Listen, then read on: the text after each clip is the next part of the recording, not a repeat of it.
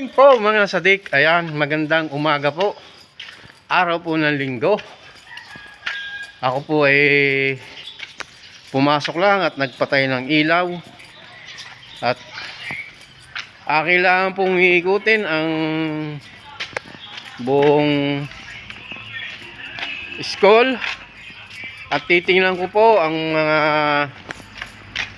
dapat makita. Kung halimbawa po mayroong problema sa mga tubig, kung mayroon pong mga nasira dahil hindi po natin alam, dahil araw-araw ay nababago. Yan, iikot muna ulit ho tayo dito. Bibisitahin natin ang dapat bisitahin, gaya po ng gripo. Oh, yan, okay. Yung mga gripo natin dito, ayan. Ayan.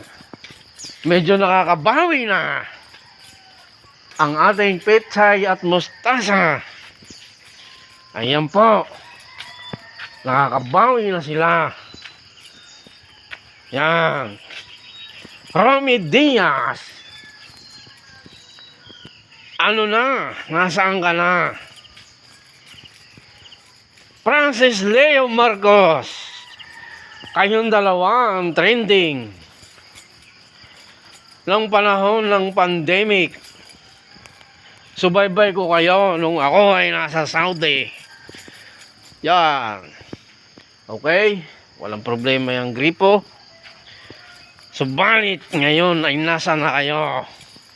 Nawawala na. O ayan. Ang mustasa. Green na green ang dahon. Okay. Ayan. Ang dami ng bunga ng okra. O ayan. Ayan pa. Ang mais ay ayos na. Francis Leo Marcos, idol. Kumusta ka na? Subaybay ko ang lahat mong video nung ako ay nasa Saudi pa, panahon ng pandemic. Ayan, kitang-kita ko kung paano ka mamigay ng bigas. Nagsaing ka ng 10 kabang bigas.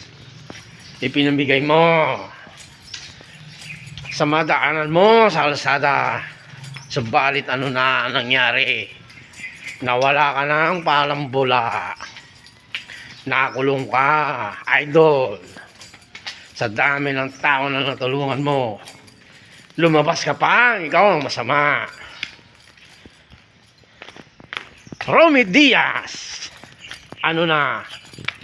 O ayan. Napakaganda, di ba? Romy Diaz. Nasaan na kayo?